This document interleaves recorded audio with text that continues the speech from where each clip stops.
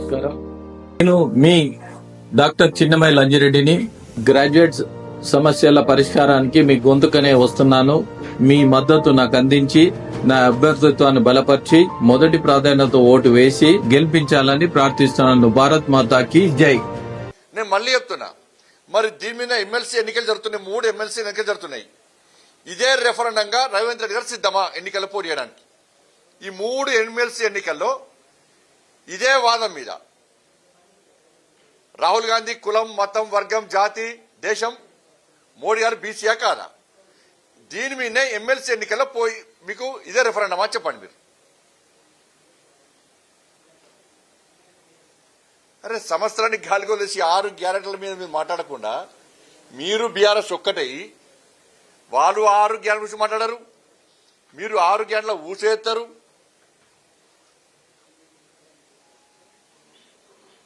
MLC ఎన్నికల్లో రాజకీయ లబ్ధి పొందడానికి, ప్రజల దృష్టి మళ్లించడానికి 7వ ఎమ్మెల్సీ ఎన్నికల ప్రచారంగా సందర్భంగా చర్చ అదే 6 గ్యారెంటీలు. ఇలా ఉద్యోగస్తులు అంటున్నారు ఇవాళ మా పిఆర్సీ ఏది, మాకు 5 డిఏలేవి, మాకు ప్రమోషన్లేవి, 317 జీవోన్ మొత్తం చెత్తపుట్ల పడేస్తాడు. ఇదే రేవంత్ రెడ్డి గారు అప్పుడు అన్నారు. ఒకటే సెలబడిచ్చి అంత కొట్టాలి. ఎక్కడ రేవంత్ రెడ్డి గారు కొట్టాలి, కాంగ్రెస్ పార్టీ కొట్టాలి. 317 జీవోకు వ్యతిరేకంగా కొట్టాలింది మేము, జైలుకి వెళ్ళింది మేము, లాఠీ దెబ్బతిన్నది మేము. వాళ్ళు ఉద్యోగస్తులు అడుగుతున్నారు ఇవాళ. సమాధానం చెప్పండి దానికి. బీఆర్ఎస్ పార్టీ హయాంలో ఫస్ట్ నాడు జీతాలు వచ్చినాయంటే కేవలం భారతీయ జనతా పార్టీ ఆందోళన చేయడం వల్లనే. నేను మా పార్టీ స్టేట్మెంట్ ఇస్తే తప్ప కేసీఆర్ ఫస్ట్ నాడు జీతాలు అయిపోదు. మేము బెదిరిస్తే తప్ప 15 లోపల జీతాలు రాలే. మేము కొట్లాడకుంటే జీతాలు రాకపోతున్నాం. 3 నెలల కోసం జీతాలు వస్తుండే. మేము కొట్లాడడం కాబట్టి అప్పుడు ఫస్ట్ నాడు జీతాలు వచ్చినాయి బీఆర్ఎస్ పార్టీ హయాంలో. ఇలా నిరుద్యోగులు ప్రశ్నిస్తున్నారు. 4,000 రుణం మా నిరుద్యోగ వృత్తి ఏమైంది? 2 లక్షల ఉద్యోగాలు ఇలా రిక్రూట్మెంట్ చేస్తున్నారు. ఏమైంది? 20,000కు మాత్రమే నోటిఫికేషన్ ఇచ్చి 50,000 మందికి ఉద్యోగాలు ఇస్తున్నారు. ఎక్కడ ఉద్యోగాలు ఇచ్చిన జాబితా విడుదల చేయమంటున్నారు వాళ్ళు ఇవాళ. కానీ నిరుద్యోగం మార్చి చేసి కొట్టాడింది మేము, నిరుద్యోగులకు అండగా ఉన్నది మేము. ఈ దేశంలో సంవత్సర కాలంలో 10 లక్షల మందికి ప్రధానమంత్రి రోజ్గార్ మేళా పేరుతోని కేంద్ర ప్రభుత్వం ఉద్యోగాలు ఇస్తామని చెప్పి నరేంద్ర మోడీ మాట ఇచ్చిన తర్వాత ఎక్కడ పైరేవులు లేకుండా, ఎక్కడ పేపర్ లీకేజ్ లేకుండా, ఎక్కడ దొంగ నోటిఫికేషన్ లేకుండా 9,25,000 మందికి సంవత్సరం లోపల కేంద్ర ప్రభుత్వం ఉద్యోగాలు ఇచ్చిన ఘనత నరేంద్ర మోడీ ప్రభుత్వం. అది వీటి మీద చర్చ జరుగుతుంది వాళ్ళ ఎమ్మెల్సీ ఎన్నికల సందర్భంగా. ఈ చర్చను పక్క పెట్టి కొత్త చర్చ తీసుకొచ్చారు. సరే అదే చర్చ మీద మీరు సిద్ధమా ఎన్నికలు పోటీ చేయడానికి? అరే బీసీ కులగణన అంటారు. కేసీఆర్ సర్కార్లేమో 51% అదే తక్కువ. ఇప్పుడు మీ సర్కార్లోనేమో 46% పెట్టి 10% ముస్లింలు కలుపుతారు. మళ్ళా అంటే బీసీలో చేసే పుట్ట కొడతారు. మీ వేళ మీ జాగిరి అనుకుంటారు ఏది తెలంగాణ రాష్ట్రం. ఎవరి జాతీయంగా చర్చ జరగాలి.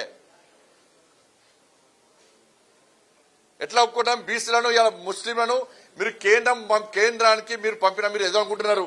కేంద్రం మీద నెట్టి బీసీలను మొత్తం మభ్య పెడదాం, వాళ్ళని రెచ్చగొడదాం.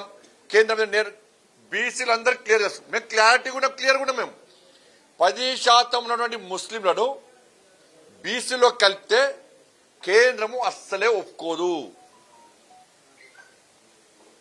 అప్పుడు ఒప్పుకోలే, ఇప్పుడు ఒప్పుకో. మేము మతపరమైనటువంటి రిజర్వేషన్లను మేము వ్యతిరేకిస్తాం. మత ప్రాతిపదిక రిజర్వేషన్లు కుల్లా చెప్తున్నాను నేను. 80% వ్యతిరేకిస్తాం. అది తెలిసి కూడా మళ్ళీ కేంద్రాన్ని ఒప్పిస్తాం, మోడీ గారికి వస్తాం. తీసేయండి మీరు 10% ముస్లిం తీసేసి పంపండి, జాబితా పంపండి. చలో మేము ఒప్పిస్తాం. 51% తీసుకొచ్చి 40% చేసారు. మీరు బీసీలో మోసం చేసారు. 10% ముస్లింలు కలిపి బీసీ రిజర్వేషన్ తగ్గించే ప్రయత్నం చేస్తున్నారు. రేపు ఉద్యోగాలు పోతాయి వాళ్ళకు, బీసీలకు ఇచ్చిన ఉద్యోగాలు పోతాయి. బీసీలకు ఇచ్చేటువంటి ఉపాధి పోతుంది. బీసీలకు ఇచ్చే రిజర్వేషన్ దెబ్బతింటుంది. విద్యా అవకాశాలు దెబ్బతింటారు, స్కాలర్షిప్లు దెబ్బతింటారు. మీరు ఇచ్చే బడ్జెట్లో కోత పడుతుంది. వాళ్ళకి ఆల్రెడీ మైనార్టీ పేరు మీద లబ్ధి జరుగుతుంది వాళ్ళకు. మీరు ఫుల్ జోక్తున్నారు వాళ్ళకు. ఆ విధంగా లబ్ధి జరుగుతున్నది వాళ్ళకు. ఈడబ్ల్యూఎస్ పేరు మీద లబ్ధి జరుగుతున్నది. మళ్ళీ బీసీలో లబ్ధి జరుగుతుంది వాళ్ళ. ఎట్లా ఒప్పుకుంటాం మేము?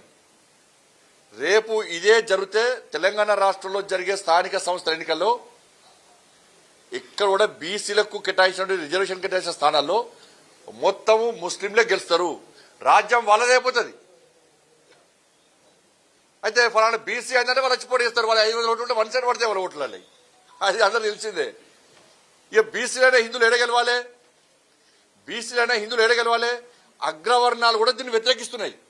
అరే పాపం బీసీలకు అన్యాయం జరుగుతున్నది, ఈ రేవంత్ రెడ్డి సర్కార్ ముస్లింలకు కొమ్ము కాస్తున్నది, గింత ఘోరమా?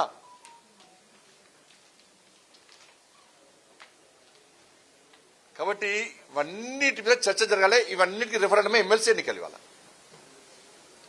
మేధావర్గాన్ని అప్పీల్ చేస్తున్నారు. ఇంత ఘోరమైనటువంటి తప్పిదాలు ఒక వర్గానికి కొమ్ము కాస్తూ హిందువులను రాచి రంపాన పెడుతున్నటువంటి ఈ రేవంత్ రెడ్డి సర్కార్కు గుణపాఠం చెప్పాల్సిన పద్ధతి మేధావి వర్గం మీద మీ ముందుంది. కొట్లాడేది మీకోసం మేము, కొట్లాడింది మేము, కొట్లాడేది మేమే. కానీ ప్రభుత్వం గుణపాఠం చెప్పాలంటే మీ ఓటును ఆయుధంగా చేసుకోవాల్సిందేమీ కోరుతామని. ప్రపంచంలో ఏ మూల ఏ క్షణం ఏం జరుగుతుందో వేగంగా తెలుసుకోవడానికి తొలి వెలుగు వాట్సాప్ ఛానల్ని ఫాలో చేయండి.